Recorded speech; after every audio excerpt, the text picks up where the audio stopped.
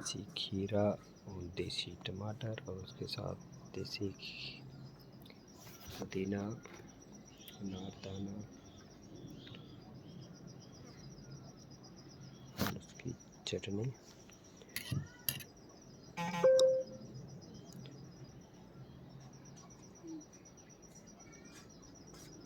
इस तरह से लगाई जाएगी और फिर अच्छे से कितना अच्छा स्वादिष्ट होगा।